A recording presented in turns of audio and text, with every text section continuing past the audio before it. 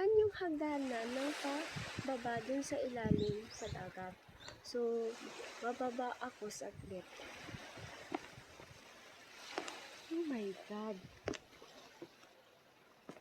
Oo nga talaga, dagat talaga siya kasi amoy, alam mo yun, yung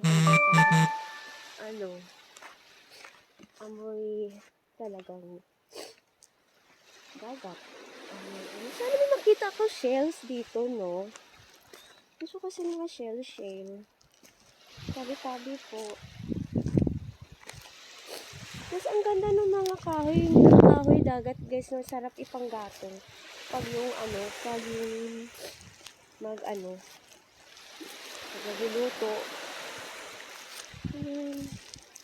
Ang galing. Alam mo, pinanganak ko sa probinsya sa Antique. Tapos malapit din kami sa dagat. Parang after a long many years na hindi ako nakauwi sa probinsya namin, parang ngayon lang ako ulit nakaapak ng dagat. Parang nakakatuwa. Ay, sana nakita ko shell dito, no? Ito kasi, pero hindi siya shell kasi, ano siya, ayan, pulutin ko to. Iuwi ko to. Diba? Pero lamig na, guys, na kasi sinisipon na ako. Ano? Ayan, parang nakakatuwa na. Ano kaya yan? Parang kakaiba na mga siya. Ayan, guys, ang cute to. Ayan.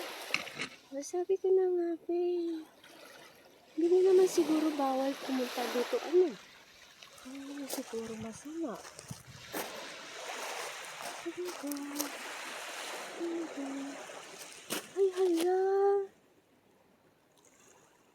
Guys, parang starfish. Yan, Yan, sinisipon na ako. Ang cute. Ang cute, maliit na shells. Ayun, ay, sana ba yun? Ayun, nakikita niyo ba, guys? Ayun, ang cute niya.